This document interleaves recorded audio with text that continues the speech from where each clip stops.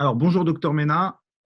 Merci de nous recevoir à nouveau pour une seconde interview pour le magazine Nexus.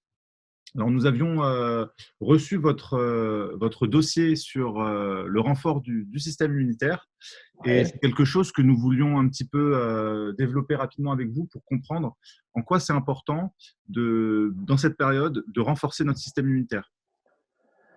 Alors, bon, vous avez lu le dossier que j'ai écrit, mais évidemment, les auditeurs ne le connaissent pas. Je vais essayer de réexpliquer mon point de vue. Euh, Tout est parti du fait que nous avons entendu, et en particulier dans la bouche de notre président, que la seule solution pour se sortir de cette épidémie, c'était le vaccin. Mhm. Alors, c'est vrai que c'est toujours un petit peu perturbant et choquant d'imaginer que la seule prévention, la seule démarche préventive qui puisse exister, ça soit le vaccin. Il y a bien d'autres façons de se prémunir des infections et il se trouve que en tant que médecin et en particulier en tant que médecin homéopathe et phytothérapeute, je fais ça tous les ans et tous les hivers, je donne des traitements préventifs à mes patients et mon expérience me montre, mais pas que la mienne, celle de mes confrères aussi, montre que ces traitements sont réellement efficaces. Alors évidemment, ils sont peu étudiés, donc certains pourront me dire, mais où sont les preuves? Eh bien, il y en a des preuves. Il y en a des preuves, et c'est ce que j'ai voulu expliquer dans ce dossier, et ce que je vais essayer de vous expliquer succinctement dans cette interview, c'est que on a beaucoup d'études qui montrent que beaucoup d'éléments permettent de réduire le nombre d'infections, la quantité, l'importance des infections aussi. Et si on regarde de près ces études, elles sont tout aussi valables et tout aussi puissantes que celles qui sont faites sur les vaccins. Donc finalement, il est dommage de toujours voir uniquement le vaccin et pas le reste. Alors, on arrive au déconfinement et bien sûr, les gens sont angoissés. Ils se disent, mais est-ce que je risque rien si je sors dehors, si je vais à l'école, si je vais travailler, si je prends le métro, etc. Et il n'y a pas de vaccin. Et on n'est pas prêt d'en avoir un parce qu'on sait très bien qu'un vaccin, en plus pour un coronavirus, c'est à la fois très difficile à faire, très très difficile, on le sait. Il est possible qu'on n'ait jamais de vaccin. On n'a jamais eu de vaccin contre le SRAS numéro 1, par exemple, et ce n'est pas la seule maladie pour laquelle nous n'avons jamais eu de vaccin. Donc, on n'aura peut-être jamais de vaccin efficace. Hein. Il faut aussi que ce vaccin soit efficace, mais bien toléré, qu'il ne soit pas dangereux, qu'il ne donne pas plus d'effets secondaires que d'avantages. Bon, Hmm. alors, donc en tout cas, on n'a pas de vaccin pour le déconfinement et on n'en aura pas avant au plus tôt 2021. Donc, si le virus devait persister dans notre environnement, ce qui n'est pas sûr, beaucoup de médecins pensent que le virus va disparaître comme le SRAS numéro 1, mais pour autant, supposons qu'il persiste, comment faire? Puisqu'on n'a pas de vaccin, est-ce qu'on doit continuer à rester confiné, se cacher? Alors, bien sûr, les mesures barrières sont essentielles, mais si on stimule notre immunité, si on augmente nos défenses naturelles, on peut vraiment espérer avoir moins d'infections, donc moins de gens malades et surtout des gens moins malades avec des défenses immédiates qui leur permettent de ne pas passer dans cette fameuse deuxième phase de la maladie qui est grave et qui est beaucoup plus complexe à soigner. Pour vous, c'est le parent pauvre de la médecine moderne, le renfort du système immunitaire? Oh, sans aucun doute. Déjà, la prévention, hein, vous savez, la prévention ne fait rien gagner à personne. Donc, malheureusement, regardez la prévention routière. On a fait vraiment énormément d'efforts sur la prévention routière, à la fois par les messages de sécurité, à la fois par certaines règles comme la ceinture, et à la fois par l'amélioration des voitures au niveau de la déformabilité, etc., de, de, de, de leur moindre dangerosité. Et on a divisé par 2 et même par 3 la mortalité sur les routes. Donc, la prévention, ça marche. À quel moment fait-on de la prévention pour ne pas attraper de maladie? À part les vaccins. Jamais. Bien sûr, on dit aux gens de moins fumer, de faire un peu de sport, de moins, de faire attention à leur poids, mais ça s'arrête là. On ne propose jamais des traitements. Or, et je le démontre bien dans le dossier que j'ai écrit, on a beaucoup d'éléments pour stimuler l'immunité, et on va peut-être très rapidement y venir. Hein, et franchement, aujourd'hui, parce qu'il y a des vaccins, on néglige toujours tout le reste. Et c'est vraiment dommage. Et du coup, il n'y a pas d'études suffisantes pour que tout le monde soit convaincu. Mais Hmm. encore une fois, j'en reparlerai pour chaque élément que je vais citer. Il existe plein d'études qui montrent que ça marche, que ça améliore notre immunité et ça peut vraiment marcher. pour toutes les maladies qui n'ont pas de vaccin. Moi, j'explique toujours à mes patients, le vaccin contre la grippe, ça protège contre la grippe uniquement, pas contre les autres infections respiratoires, pas contre les coronavirus habituels qu'on croise tous les ans, pas contre les virus autres que l'on de rhume, d'angine, de trachéite, etc. Et pourtant, quand je donne mes traitements préventifs à mes patients, ils ne font plus de trachéite, ils ne font plus de bronchite. Ce n'est pas seulement la grippe qu'on protège. Donc, en fait, par votre expérience, vous avez constaté que certains produits renforcent le système immunitaire, évitent des complications ou la contraction de certaines maladies. Du coup, les stimulateurs de notre système immunitaire, quels sont-ils? On voit que vous parlez de 4 mousquetaires de la prévention. Voilà. Quels sont-ils? J'ai voulu un petit peu, pour attirer l'œil des gens et leur rappeler, et qui est un moyen mémotechnique, j'ai parlé des 4 mousquetaires parce que pour moi, il y a 4 produits essentiels en priorité. Alors, je veux reprendre votre question.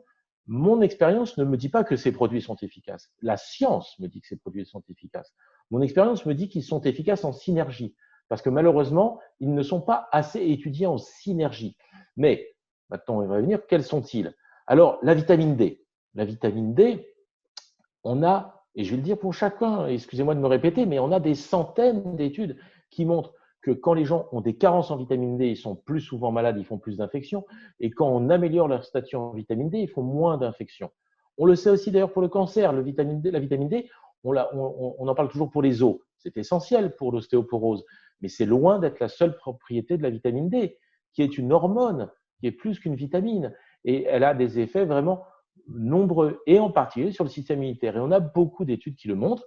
Donc oui, quand les gens ont un bon statut en vitamine D, ils sont moins malades, ils font moins d'infections, c'est sûr. Ça n'a pas été prouvé pour le coronavirus 19, le Covid-19, mais pour tous les autres, pour beaucoup d'infections, ça a été prouvé. Donc, pourquoi ne pas rechercher systématiquement des carences en vitamine D et donner des doses suffisantes? Un certain nombre de médecins y pensent, mais donnent une ampoule tous les 3 mois parce que c'est dans les critères habituels. Mais non, ça ne marche pas. Une ampoule tous les 3 mois, ça ne suffit pas pour au moins la moitié des gens. Quand on fait des dosages sanguins de vitamine D, on se rend compte qu'ils ont des carences. Donc, il faut certainement beaucoup plus que ça l'hiver, surtout pour les personnes âgées qui sortent peu. Et nous verrons que ces 4 mousquetaires seraient particulièrement utiles chez nos seniors dans les EHPAD parce qu'ils en ont besoin. Donc la vitamine D, premier élément. Cette vitamine D, on voit dans votre plan que l'on va mettre donc en lien dans la description de la vidéo. Donc, vous citez beaucoup de sources, beaucoup d'études et vous parlez de la vitamine D3. Dans quelle quantité vous pensez qu'il faut en prendre et est-ce qu'on est autant en carence que cela si on n'en prend pas? Alors, autant en carence, c'est sûr, parce que les études, quand on fait des dosages, là, montrent que beaucoup de gens sont carencés. On parle de 60, 70, 80%. Tout autant dans le sud que dans le nord de la France. Beaucoup de gens disent « Ah oui, mais dans le nord, il n'y a pas de soleil. Dans le sud, ils ont du soleil. » Non, sincèrement, moi, je suis sur la région toulousaine et les gens sont souvent carencés. Il suffit de faire des dosages. Alors, effectivement, vous avez raison de le faire préciser. La vitamine D qu'on doit donner, c'est la vitamine D3. C'est la plus efficace. Là aussi, plusieurs études l'ont largement prouvé. La dose, habituellement, on va y revenir en parlant de la vitamine C. Vous comprendrez mieux avec la vitamine C. Mais on donne toujours une dose théorique en lien de vitamine D, en lien avec certaines études sur l'os. Mais si on prend des études sur la santé en général, il faut plus que ça de vitamine D. Et donc, une ampoule tous les 3 mois, ça peut-être être suffisant pour l'ostéoporose, c'est même pas sûr. Mais pour le reste, ça ne l'est pas. Et la dose est, on dit, de 2000 unités internationales par jour, mais on donne très facilement 4-5 000 unités par jour. Il faut savoir qu'il n'y a pas de danger, il y a des précautions et ça doit être fait sous contrôle médical, mais il n'y a pas de danger. Si c'est à la fois suivi médicalement, si on fait des dosages sanguins, ça ne pose aucun problème. En tout cas, la dose, c'est entre 2000 et 5000 unités par jour. Donc, si je comprends bien, ça va être le cas pour chacun des éléments. Pas d'automédication, à faire ça avec son médecin. Alors, en tout cas, pour la vitamine D, c'est sûr. Pour les autres, on va en reparler parce que, par exemple, on va attaquer maintenant peut-être la vitamine C si vous n'avez pas de question. Oui, on peut passer à la vitamine C, effectivement, qui est très, très au cœur de beaucoup de thérapies. Oui, la vitamine C. Alors, je ne veux pas rentrer dans le débat sur la vitamine C comme traitement du coronavirus. Mais bien d'accord, je ne parle que de prévention aujourd'hui. Il y a des travaux, des gens qui ont essayé de donner de la vitamine C à très forte dose pour soigner une infection. C'est une piste intéressante, mais je ne veux pas en parler aujourd'hui. Je vais parler que de la prévention. Là encore, la vitamine C, au départ, c'est la vitamine du scorbut. Elle a été découverte, vous savez, parce que bon, les gens, en particulier les marins qui traversaient les océans, faisaient du scorbut. Bon. Pour lutter contre le scorbut, qui est une maladie qui n'existe plus parce qu'on a une alimentation diversifiée, il faut 50 mg de vitamine C. Et certains spécialistes disent, si vous en prenez plus, de toute façon, ça part dans les urines. C'est la plus belle bêtise que j'ai entendue. Pourquoi? Parce que avant de repartir dans les urines, elle a une action dans le corps. Parce que si on va par là, tous les médicaments que vous prenez, ils sont évacués dans les urines. Et ce n'est pas pour ça qu'ils ne sont pas efficaces. Donc, c'est absurde de dire que tout ce qu'on prend est uriné. Oui, bien sûr, on ne fait pas de stock de vitamine C. Mais pendant qu'elle va passer dans le sang et dans les organes, elle va être active. Dans quelle zone du corps elle est active? Partout, partout. La vitamine C, c'est la vitamine du foie. Elle est importante pour notre fonction hépatique. C'est la vitamine C de la souplesse du tissu conjonctif. Elle est importante pour nos tissus conjonctifs. Donc aussi bien les tendons que les artères, par exemple. La vitamine C est intéressante comme antioxydant. C'est un grand antioxydant qui protège un antioxydant encore plus important qui est la vitamine E. Si on n'a pas de vitamine C, on ne peut pas protéger notre vitamine E. Et notre vitamine E, elle protège nos membranes qui sont lipidiques. Donc, elle est essentielle pour ça. Et là, il faut beaucoup plus que 50 mg. C'est ça que les gens doivent comprendre. Et les spécialistes qui vous disent « ça ne sert à rien, ça repart dans les urines » n'ont rien compris à la physiologie. Selon les études que vous citez, il faut combien de dosage? Alors, donc, on va donner de la vitamine C. Je vais vous répondre en 2 secondes. La vitamine C, elle a un grand avantage. Vous pouvez la prendre en automédication, il y a 0 effet secondaire. Vous ne pouvez pas faire d'abus, vous ne pouvez pas faire d'excès, vous ne pouvez pas avoir d'effets secondaires. Bien sûr, certains, ils sont sensibles, ça les énerve. D'autres, ça va les empêcher de dormir. Bon, donc ils les prendront le matin, etc. Mais c'est un détail, mais c'est sans aucun danger. La dose de vitamine C, c'est minimum 200 mg par jour. Mais si on veut être actif sur l'immunité, et en particulier en période d'infection virale, d'épidémie, que ce soit l'hiver ou que ce soit en ce moment avec le Covid-19, il faut au moins 500 mg. Le défaut de la vitamine C, c'est effectivement qu'elle ne reste pas longtemps dans le sang. Vous l'avalez et elle va repartir dans les heures qui suivent. Donc, elle va agir, mais elle va agir peu de temps. Alors, certains fabricants ont développé une vitamine C dite liposomale. Cette vitamine C liposomale va être absorbée plus lentement, va avoir une action un peu plus prolongée, un peu plus douce et prolongée. Donc, elle est possiblement, je dis bien possiblement supérieure. Nous n'avons pas suffisamment d'études pour l'affirmer définitivement, mais enfin, en tout cas, la vitamine C liposomale paraît supérieure, avec un coût malheureusement un petit peu supérieur aussi. La vitamine C de synthèse n'est pas mauvaise. C'est la seule vitamine C qui soit de synthèse, pardon, c'est la seule vitamine de synthèse qui soit exactement identique à la vitamine C, à la vitamine naturelle. C'est le seul cas. Par exemple, la vitamine E de synthèse, il ne faut jamais en prendre. Elle est mauvaise pour la santé. Il faut prendre des vitamines E naturelles. Le bêta-carotène de synthèse est mauvais pour la santé. Il ne faut pas en prendre. Comment on reconnaît que la vitamine E de synthèse, comment c'est stipulé sur Alors, c'est très simple. C'est très simple. La vitamine, je vous le fais très rapidement hein, parce que ce n'est pas le sujet du jour, mais la vitamine E, il y a 8 molécules qu'on appelle des tocophérols et des tocotriénols. Si dans la formulation d'un produit, il n'y a que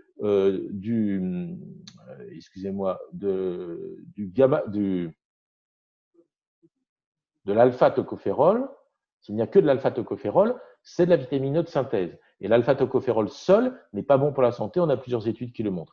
Il faut l'ensemble. Il faut donc, par exemple, la vitamine E qui est tirée du germe de blé, de l'huile de germe de blé ou d'un autre aliment. Et là, on sait qu'il y a toutes les 8 molécules de vitamine E. Le bêta-carotène, pareil. S'il y a marqué bêta-carotène, c'est pas bon parce qu'il faut tous les caroténoïdes et surtout l'alpha-carotène. Donc, si vous avez un extrait de tomate, un extrait de carotte, un extrait de tagette, c'est des algues, là, vous avez tous les caroténoïdes. Mais si on n'a mis que du bêta-carotène, en général, c'est du bêta-carotène de synthèse. D'accord. Donc ça, c'est pas bon.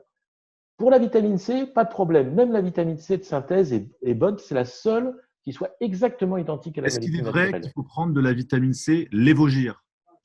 Oui, mais la vitamine C, oui, c'est ça. La vitamine C naturelle est lévogir, mais par contre, la vitamine C de synthèse est également lévogir. C'est ça la particularité. D'accord. Donc, si vous achetez de la vitamine C en pharmacie, c'est possible. Le défaut, c'est que la vitamine C de synthèse, elle est vite absorbée et vite éliminée. Donc, il faut en prendre plusieurs fois. Voilà, elle est moins efficace, mais elle est tout à fait correcte et pas dangereuse. Si vous, non, vous avez la vitamine C naturelle, qui est tirée souvent de l'acérola. Alors, l'avantage, c'est que cette vitamine C, elle est végétabilisée, c'est-à-dire qu'elle est fixée avec des flavonoïdes, des polyphénols, des molécules qui vont à la fois réduire, ralentir un peu son absorption, mais aussi son élimination. Donc, on a une durée d'action un peu plus longue, qui va plus vers la vitamine C liposomale. Et en plus, il y a la conjonction avec les autres antioxydants du fruit, puisque cette vitamine C est souvent tirée d'un fruit, entre autres l'acérola. Donc, en numéro 1, je dirais peut-être la vitamine C liposomale. La vitamine C naturelle est très bonne aussi. Et si vous ne trouvez que de la vitamine C de synthèse en pharmacie, il n'y a pas de souci, mais il faut en prendre en 4 prises. Voilà. Alors, juste une petite Combien parenthèse Et juste, excusez-moi, combien 500 mg à 1 gramme par jour en période d'épidémie me paraît très bien. D'accord. Une toute petite parenthèse pour finir sur la vitamine C. Est-ce que les personnes qui sont sensibles à l'acidité de la vitamine C peuvent la coupler au bicarbonate de sodium? Oui, bien sûr. Quelque Bien chose sûr. qu'on a Oui, vu oui. Voilà. assez Ou la prendre toujours au moment du repas, parce que si vous la prenez estomac vide, elle est très vite absorbée, mais très vite éliminée. Alors que si vous la prenez au repas, elle sera, pour ce qui est de la vitamine C de synthèse, par exemple, toujours la prendre avec un repas. Voilà, D'accord, on a une absorption plus lente. Et en plus, on aura moins le problème de cette acidité, puisque c'est effectivement de l'acide ascorbique. d'accord. Donc, on a vu vitamine D3, vitamine C. C'est Le troisième mousquetaire, c'est lequel? Troisième mousquetaire que je vais citer, c'est le zinc. Dans mon dossier, j'en parle en premier. Pourquoi? Parce que le zinc, on a là des études extraordinaires sur le coronavirus, parce que le zinc a montré son effet antiviral. Et d'ailleurs, beaucoup de médecins, beaucoup de spécialistes dans le monde entier, en particulier aux États-Unis, mais pas seulement, ont introduit le zinc dans leur traitement en aigu. Et effectivement, les résultats ont l'air vraiment intéressants, même s'il faudra des études formelles pour le prouver définitivement. Mais nous avons des vraies études scientifiques qui prouvent l'effet du zinc vis-à-vis du coronavirus. Et nous avons également, comme pour les vitamines que je citais, plein d'études qui montrent que le zinc améliore nos défenses immunitaires en général. Donc le zinc est un élément très important. Vous savez, peut-être on dit que le zinc est ubiquitaire. Pourquoi? Parce que le zinc, il est nécessaire pour tous les organes et il est présent dans tous les organes. Alors, on le cite souvent pour la prostate, on le cite pour la peau et les fanères, on le cite pour le goût. Et d'ailleurs, c'est pour ça qu'on l'utilise dans le coronavirus, parce que vous savez qu'il y a un problème d'anosmie, donc d'odeur, on perd les odeurs et de goût. Et le zinc a un rôle sur justement ces deux sens. Et on pense qu'il y a peut-être un lien entre coronavirus et zinc pour expliquer ces anosmies et ces agueusies. Donc le d'accord, zinc est très important dans le coronavirus, mais est important également pour la défense antivirale l'hiver. en préventif. Alors quelle dose? 15 mg, ce sont les apports quotidiens recommandés. Il n'y a pas de raison d'aller vraiment au-delà, mais il faut faire un dosage sanguin parce que certains, comme toujours, il y a des gens qui vont l'absorber très bien. Et là, on le stocke, le zinc, pas de problème. C'est pas la vitamine C. Donc, le zinc, on le stocke et la vitamine D aussi, on la stocke puisque c'est une vitamine liposoluble. Oui. Mais par contre, la vitamine C, qui est hydrosoluble, on ne la stocke pas. Et donc, le zinc, 15 mg, voire 30 mg pour les gens qui seraient carencés. Ça se fait doser dans le sang. Demandez à votre médecin. Le dosage est tout à fait fiable. Et si on en a trop, bien sûr, ce n'est pas la peine d'en prendre. Quels sont les aliments dans lesquels on trouve le zinc? Alors, c'est assez difficile de trouver du zinc en fait dans l'alimentation. Quand on nous demande ça, on cite toujours les fruits de mer. L'aliment le plus riche, c'est l'huître. Mais l'huître, on n'en mange pas tout le temps. Tout le monde n'en mange pas. Donc, c'est pas très simple. La plupart des fruits de mer contiennent du zinc. On va en trouver dans certains végétaux, mais c'est pas un oligo-élément qui est très facile à trouver. Sachez par ailleurs que le zinc est essentiel pour les femmes enceintes et que les femmes enceintes font souvent des carences en zinc. Donc, il faut aussi penser à supplémenter les femmes enceintes en zinc. Ça, c'est très important. D'accord. Voilà pour le zinc. Donc 15 mg minimum, ça vous pouvez en prendre sans problème 15 mg par jour, c'est les AQR, apport quotidien recommandé. Ouais. Zéro danger à prendre 15 mg. Pour aller au-dessus, il faut avoir un dosage sanguin qui est montré que vous êtes carencé et demander conseil à votre médecin, mais c'est sans danger. Et puis, le quatrième mousquetaire, un peu à part des trois premiers, les probiotiques. Et je finis par celui-là parce que pour moi, c'est le plus important. Quand je raconte toujours ça parce que bon, moi, ça fait 30 ans que je fais de la médecine. Mes techniques, évidemment, se sont améliorées avec l'expérience et puis avec les connaissances. On apprend tous les jours en médecine. Et quand j'ai compris l'importance de la flore intestinale pour notre immunité, j'ai commencé à donner des probiotiques à tous les patients qui en avaient besoin l'hiver. Et là, j'ai multiplié par 2 mes résultats, au moins. Ça a été spectaculaire entre ne pas prendre de probiotiques et tout d'un coup donner des probiotiques à tous mes patients.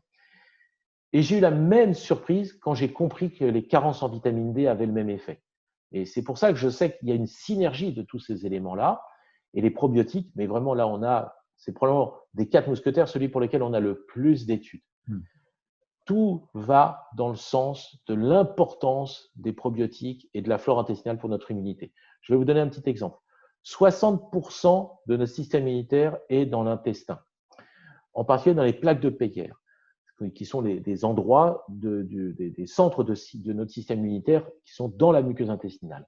Tout le monde le sait, hein, je n'ai rien inventé, évidemment, ça c'est des choses que tout le monde connaît, mais qu'on oublie. 80% des anticorps qui sont dans vos poumons, ce qu'on appelle les IgA, sont fabriqués dans votre intestin.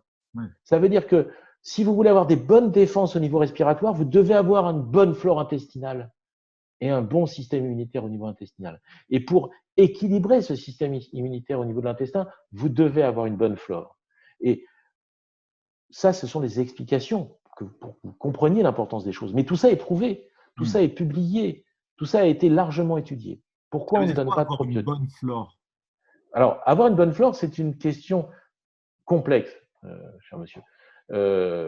Et je vais y répondre en 2 temps. La première chose, pourquoi on ne suggère pas à tout le monde de prendre des probiotiques? Alors, en fait, on vous le suggère un peu, mais c'est uniquement les vendeurs de yaourts qui vous le rappellent dans leur publicité. Mais c'est vrai que si vous n'êtes pas intolérant au laitage, si vous digérez bien le lactose, vous pouvez prendre des yaourts riches en probiotiques. C'est une façon de faire. C'est ce que faisaient nos ancêtres.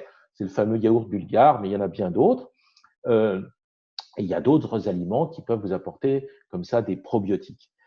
On ne propose pas de probiotiques à tout le monde. Pourquoi? Parce qu'en fait, comme les probiotiques ne sont pas brevetables, facilement en tout cas, on n'a pas de produits développés par des grands laboratoires. Et aujourd'hui, toutes les études nous montrent que les probiotiques en général sont efficaces, que la flore intestinale joue un rôle sur notre immunité, mais on ne l'a pas démontré pour un produit particulier. Et c'est ce qui gêne les médecins. Ils disent oui, d'accord, les probiotiques c'est très bien, mais lequel je dois donner? Parce que vous ne me donnez pas d'études qui me montrent que tel ou tel probiotique marche mieux ou marche. Mais si en fait il marche, je ne vais pas dire tous, c'est pas vrai, mais beaucoup sont efficaces. Alors quels sont les critères pour moi? Là, je me base sur les études que j'ai lues, mais je n'ai pas d'études pour vous prouver que ce que je viens de vous dire est absolument définitivement reconnu. Mais pour moi, il faut des probiotiques avec minimum 3 souches, on va dire entre 3 et 6 souches. La plupart des bons probiotiques sont autour de 4 souches différentes. Ça marche mieux, je peux vous le dire. Je l'ai constaté plein de fois, ça marche toujours mieux. Et il faut entre 5 et 10 milliards de germes. Ça, c'est le minimum, on va dire. Voilà. Il y a des produits qui contiennent plus de 10 milliards, qui vont à 20, 50, et même j'ai un produit à 250 milliards de germes. C'est pour des cas particuliers. En prévention, 5 à 10 milliards, c'est déjà très bien.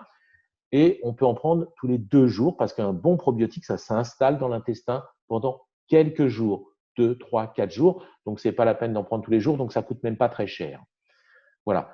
Maintenant, avoir une bonne flore, c'est compliqué parce que ça ne dépend pas que de vos probiotiques, ça dépend de votre alimentation. Ça dépend si vous avez pris des antibiotiques, ça dépend si vous prenez des médicaments, ça dépend si vous êtes stressé, ça dépend si vous avez des intolérances alimentaires. Selon vous? Comment? Qu'est-ce qu'il faut éviter, selon vous, pour détruire cette bonne flore si on prend des probiotiques? C'est très, très complexe. Ça nous emmènerait beaucoup trop loin, à mon avis, pour que je vous explique vraiment tout, parce que vraiment, ça dépend d'abord de votre alimentation. Mais pas seulement, ça dépend de la qualité de votre alimentation, mais aussi de vos intolérances alimentaires. Après, c'est sûr que quand on prend beaucoup d'antibiotiques, on a une flore qui est perturbée. Mais si on fait beaucoup de sport, on fait de la compétition, on va aussi abîmer notre flore intestinale, il va falloir l'entretenir. Mais je ne peux pas rentrer dans les détails parce que je vais forcément être partiel et je vais oublier des choses On peut ou dire, dire par des choses. exemple, c'est quelque chose qu'on entend souvent, la malbouffe entraîne une mauvaise flore Oui. intestinale. Alors, je peux vous dire, le grignotage, le fait de grignoter, de manger toute la journée, c'est très mauvais pour notre flore. L'excès de sucre, c'est mauvais pour notre flore, ça crée de la fermentation. Voilà. Une alimentation qui est trop carnée aussi pourrait créer des putréfactions. Mais voilà, évidemment, la malbouffe, c'est pas bien. C'est pour ça que je disais, ça dépend beaucoup de notre alimentation. Et la bonne bouffe, alors à ce moment-là, c'est plutôt l'alimentation de type méditerranéenne, qui est vraiment le meilleur exemple d'alimentation équilibrée. Mais pour certains, s'il y a des intolérances alimentaires, ça peut être gênant. D'accord. Mais pour revenir aux probiotiques, à la flore et à mes 4 mousquetaires, pourquoi j'ai parlé de ces 4 mousquetaires avant tout? Mais parce que tout le monde peut les prendre, il n'y a aucun danger. Parce que j'ai bien sûr d'autres pistes pour l'immunité, bien d'autres, je vais les citer plus rapidement, mais elles dépendent du patient, elles dépendent du médecin. Mais ces 4 pistes-là, vous pouvez les prendre quasiment seuls. Demandez quand même l'avis de votre médecin pour la vitamine D et le zinc. Vous n'avez pas d'effet secondaire, tout le monde peut en bénéficier. Ça veut dire que ça, c'est des choses qu'on pourrait faire immédiatement dans les EHPAD, immédiatement chez les gens fragiles, pour qu'ils puissent sortir, se déconfiner avec une plus grande sécurité. Voilà, c'est ça l'idée. Et après, bien sûr, on a plein d'autres choses pour l'immunité que je vais citer un petit peu. C'est ce que vous appelez vos 8 soldats ensuite. Voilà, alors bon, comme on est en guerre, hein, évidemment, et que je parlais des 4 mousquetaires, les 4 mousquetaires n'étaient pas seuls, il y avait l'armée du roi derrière, quand même, pour les aider. Et on a beaucoup de choses. Alors, je vais les citer plus rapidement. La phytothérapie, avec l'échinacea en numéro 1. Et surtout, il n'y a pas de risque de prendre de l'échinacea, contrairement à ce que vous avez peut-être pu lire à un moment donné dans la presse. L'échinacée, c'est une plante très sécure, avec une contre-indication, les maladies auto-immunes. Donc, si vous avez des maladies auto-immunes, demandez l'avis de votre médecin, prudence. Voilà, l'échinacée, ça ne se donne pas à tout le monde, contrairement aux 4 mousquetaires. Mais c'est une plante qui a vraiment quelques précautions d'emploi, mais sinon qui n'a pas d'effet secondaire et qui est un très très bon stimulant. Là aussi, c'est la plante la plus étudiée. Énormément d'études qui montrent qu'il y a une baisse des infections hivernales quand on prend de l'échinacée. Ensuite, il y a d'autres plantes, bien sûr, hein, je ne vais pas les citer toutes, mais dans les plantes, s'il y en avait une à retenir, c'est l'échinacée. Il y a les huiles essentielles, l'aromathérapie. Donc l'aromathérapie, il y en a une aussi dans une huile essentielle prioritaire, c'est le Ravinsara, Cinnamomum camphora. Pourquoi? Parce que c'est une des plus grandes stimulants immunitaires. C'est une huile essentielle très antivirale. C'est ce qui nous intéresse pendant le coronavirus. Et c'est une des huiles essentielles qu'on peut donner quasiment à tout le monde. Il n'y a quasiment aucun effet secondaire ni quasiment aucune précaution d'emploi dans cette huile. Contrairement à d'autres huiles essentielles comme le laurier noble, par exemple, qui est un très bon antiviral, qui a une action sur le coronavirus, mais qui a quelques précautions d'emploi par rapport au Ravinsara. Donc le Ravinsara, très important. Ensuite, je ne vais pas forcément tous les citer, mais vous avez la quercétine. Alors la quercétine est un peu spécifique du coronavirus. Je n'en donne pas à tout le monde tous les hivers. J'en donne aux gens fragiles. C'est un antioxydant, la quercétine. On la trouve beaucoup dans les oignons, mais aussi dans quelques autres aliments. Pour qu'elle soit active, il vaut mieux la prendre en gélule parce qu'il faut des doses suffisamment fortes. Pardon. Elle est intéressante en cancérologie, elle est intéressante en cardiovasculaire. Donc, elle a beaucoup d'autres propriétés, la quercétine. Elle est complémentaire des autres antioxydants. Il ne faut pas l'utiliser seule, à mon avis. Voilà, donc elle vient en complément. Pendant cette période de pandémie coronavirus, j'ai donné de la quercétine en plus à mes patients fragiles. Mais les patients, j'ai envie de dire tout venant, n'ont pas forcément besoin de quercétine. Ensuite, on a le glutathion, un autre antioxydant qui lui aussi a montré des rôles intéressants par rapport au coronavirus. Alors, j'aime bien le glutathion qui joue beaucoup sur le vieillissement. Le professeur Montagnier qui s'est intéressé beaucoup à un moment donné aux antioxydants. Peut-être certains se souviennent qu'il avait soigné, consulté et soigné le pape Jean-Paul II avec plusieurs produits pour l'aider par rapport au vieillissement en particulier, et entre autres, le glutathion faisait partie de ces produits.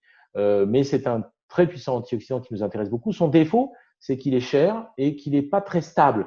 Donc, il faut vraiment savoir quel est le bon produit. Donc, là aussi, faites-vous conseiller par votre médecin de préférence. On peut, à la place du glutathion, prendre un produit très intéressant qui est la N-acétylcystéine, la NAC. C'est un acide aminé soufré, un dérivé d'acide aminé soufré, qui est connu en médecine pour être intéressant pour les bronches, parce que tout ce qui est soufré améliore les bronches. Donc, ça nous intéresse dans le coronavirus, bien entendu. Mais la NAC est en plus le précurseur du glutathion. Donc, il permet aux gens de fabriquer leur glutathion, parce que le glutathion doit en fabriquer normalement. Avec l'âge, on a plus de mal à en fabriquer, mais sinon, on est capable d'en fabriquer. Donc, et la N-acétylcystéine, c'est pas cher du tout, c'est facile à trouver, il n'y a pas trop de problèmes de qualité, donc il faut en prendre suffisamment, autour d'1 gramme par jour, et il n'y a pas du tout d'effet secondaire, pas du tout. Donc, c'est assez facile de prendre la NAC, au moins, je dirais, chez la plupart des personnes. Chez les personnes très âgées, le glutathion paraît supérieur parce qu'ils fabriquent mal leur glutathion. Voilà. Et puis, je citerai, pour terminer, l'homéopathie.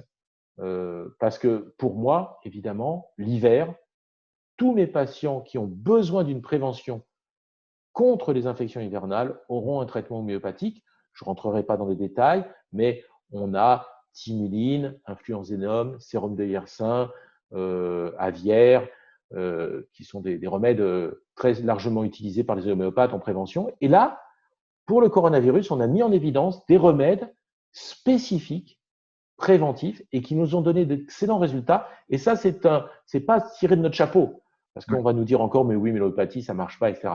C'est l'expérience des homéopathes du monde entier. On a des publications en Inde, on a des publications en Chine, on a des publications au Japon. On a échangé avec des homéopathes en Italie, en Belgique, en Allemagne. Donc, c'est pas juste comme ça quelques homéopathes en France qui ont fait leur petite sauce. Vraiment, on a des retours qui sont les mêmes de tous les pays, avec 3 grands remèdes, enfin, oui, on va dire 3 grands remèdes en prévention. Bryonia en numéro 1, Gelsemium, et alors là, on va dire 4, allez, parce que je vais citer les 2 autres, Arsenicum album et Camphora. Ça, c'est pour les gens qui font de l'homéopathie. Mais ce sont des remèdes qui sont intéressants. Bien sûr, pour les utiliser, consulter un médecin homéopathe, un thérapeute spécialisé en homéopathie. Et voilà, bon. Je mets l'homéopathie à part des 4 mousquetaires parce que pour ces 4 mousquetaires, on a toutes les études pour prouver que ça marche. Donc, je ne vois pas pourquoi on ne les utiliserait pas. En homéopathie, c'est vrai, nous manquons d'études, on est obligé de le reconnaître, mais on en a. Simplement, on ne veut pas les voir. Il existe des méta-analyses homéopathiques qui ont montré leur rôle, leur efficacité, et même l'efficacité sur les maladies infectieuses. Il y a une étude comme ça qui montre que en donnant de l'homéopathie dans une aile d'un service et pas dans l'autre, une homéopathie préventive, eh bien, on a réduit par 3 le nombre d'antibiotiques donnés chez les gens qui prenaient le traitement homéopathique. Voilà, c'est une façon de montrer que l'homéopathie marche. Évidemment, nous ne sommes pas capables de vous donner une étude qui vous explique comment ça marche. Et puisque les scientifiques ne comprennent pas comment ça marche, ils considèrent que ça ne marche pas. Mais ce n'est pas parce qu'on ne sait pas comment ça marche que ça ne marche pas. Il y a beaucoup de choses qui ont montré leur intérêt comme ça. Quand on a découvert la pénicilline, on ne savait pas comment ça marchait. Quand on a découvert l'aspirine, on ne savait pas comment ça marchait. Mais ça marchait. Voilà. Donc, l'homéopathie, on a tenté une approche explicative dans notre hors-série santé qui vise un petit peu à explorer les différents mécanismes qui peuvent être à l'œuvre. Et c'est fort intéressant. Et comme vous disiez, on n'a pas encore les preuves ultimes, mais c'est un champ de recherche qui mériterait vraiment beaucoup. Parce qu'il y a beaucoup de retours sur expérience de personnes, de médecins qui le prescrivent. Les homéopathes peuvent vous expliquer très facilement comment l'homéopathie marche, mais on manque d'études pour le voir au niveau moléculaire. La particularité de l'homéopathie, si vous voulez, c'est que contrairement à toutes les études qui existent aujourd'hui en médecine, ça ne marche pas par la chimie. Or, aujourd'hui, la médecine moderne, occidentale, ne fonctionne qu'avec la chimie. Le problème, c'est que notre corps fonctionne à 50% avec de la chimie, à 50% avec de la physique, avec des ondes et l'électricité. Donc, nous, on sait faire des expériences dans des tubes à essai en chimie, mais en physique, en électricité, en ondes électromagnétiques, on ne sait pas le faire dans un tube à essai. Donc, les scientifiques ne regardent jamais les études qui parlent de physique. L'homéopathie, le mode d'action homéopathique, c'est un mode d'action ondulatoire. C'est un mode d'action qui passe par des ondes et non pas par de la chimie. Voilà. Donc ça, on le sait, on l'a démontré, ça. Maintenant, comment ça agit? Pourquoi arnica agit sur la douleur? Pourquoi, quand on prend arnica, ça crée des ondes qui vont rétablir un équilibre au niveau cellulaire et calmer la douleur? Ça, on n'est pas capable de le voir au niveau moléculaire aujourd'hui. Voilà, c'est ça qui nous manque. Mais on sait comment ça marche. Et nous, ce qui nous intéresse, c'est qu'on prend 10 personnes, on donne de l'arnica à 5 et un placebo à l'autre, et on voit que ça marche. Ça, c'est assez simple. L'efficacité est largement supérieure à celle du placebo, largement. Ouais. Est-ce que vous conseilleriez à ceux qui nous écoutent de faire un traitement préventif d'attaque et de tout prendre? Non, tout prendre certainement pas, encore une fois, parce qu'il y a des précautions d'emploi pour certains. Par contre, les 4 mousquetaires, vitamine D, vitamine C, zinc, probiotiques, demain, si vous n'en prenez pas déjà, demain, prenez-en pour un mois, le temps qu'on constate que ce fameux virus a vraiment disparu, parce que pour l'instant, on voit bien qu'il est en train de disparaître. Il circule encore un peu, suivant les régions, suivant les villes, mais on ne voit quasiment plus aucun malade nouveau. Le professeur Raoult, qui fait des tests, lui, systématiquement, le confirme. Sur Marseille, il a de moins en moins de tests positifs. Donc, il n'a pas disparu, mais l'épidémie est en train de disparaître apparemment. Je pense que dans un mois, on pourra peut-être dire que le virus a disparu, en tout cas on espère. Mais pour ce déconfinement, si on prenait tous un traitement préventif avec ces 4 mousquetaires, je pense qu'on aurait vraiment une efficacité sur notre risque de s'infecter et ensuite, effectivement, d'avoir une forme grave, parce que c'est ça l'idée. Est-ce que vous allez produire de nouveaux documents sur les aspects de la prévention du renfort du système immunitaire? Alors, j'ai déjà, le dossier dont vous parlez était en fait un bonus à mes dossiers, puisque j'ai écrit un dossier, j'écris des dossiers tous les mois, et j'ai fait un dossier il y a quelques semaines, 3-4 semaines maintenant, sur bronchite et coronavirus, comme j'avais fait il y a déjà 1 an et il y a 2 ans aussi, des dossiers sur la prévention des infections virales, des infections ORL, des infections hivernales. Donc, je fais des dossiers de ce type régulièrement. Où est-ce que Là, les gens peuvent se procurer ces dossiers? Alors, je pense que vous allez peut-être donner un lien pour pouvoir que les gens puissent Il y a une newsletter à laquelle télécharger ce bonus. Et ça dépend, c'est un bonus de ma revue qui s'appelle Guérir et bien vieillir. Et on peut s'abonner. Voilà. Mais ce dossier bonus, j'ai voulu qu'il puisse être distribué à tout le monde, donc il est gratuit. Il n'y a pas besoin de payer pour l'avoir. Maintenant, c'est sûr que mon éditeur, a proposé aux gens de s'abonner gratuitement pour un mois, voilà, à la revue pour avoir ce dossier. Mais moi, je vous l'ai donné volontiers pour que vous puissiez le distribuer à on vos mettra les 2 éditeurs. liens vers le dossier et puis vers le site pour pouvoir consulter. Voilà. Après, voilà, il y a mes autres dossiers, mais bon, je ne faisais pas cette intervention pour ça. Après, je compte continuer à travailler sur ces histoires de virus. On va voir. C'est sûr qu'aujourd'hui, bon, je me suis beaucoup battu, vous savez, pour avoir la possibilité de prescrire du plaquenil aux malades.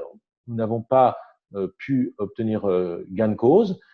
C'est dommage, c'est même grave parce que probablement il y a eu plus de morts qu'il n'aurait pu y avoir. On a surchargé les hôpitaux, on aurait pu moins les surcharger si on avait soigné les gens. C'est ce que constate le professeur Raoult en tout cas, puisque lui a traité systématiquement. C'est dommage.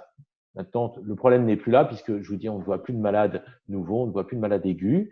Se pose la question du déconfinement et on va voir maintenant si le virus persiste cet été ou s'il disparaît, comme le professeur Raoult le suggère. Et j'ai tendance à penser comme lui que ce virus va disparaître avec l'été. D'accord. Bah, écoutez, merci pour le tour d'horizon de ces Je vous en prie. éléments Et, positifs. et tout ce qu'on vient de dire pendant cette grosse demi-heure sera utile pour l'hiver prochain, hein, à partir du mois de octobre, novembre, suivant les régions. Vous pouvez reprendre les 4 mousquetaires pour la prévention hivernale en général. Et je pense que vous aurez de bonnes surprises. Merci beaucoup, docteur Ménard. À bientôt. Merci, Monsieur Daoud.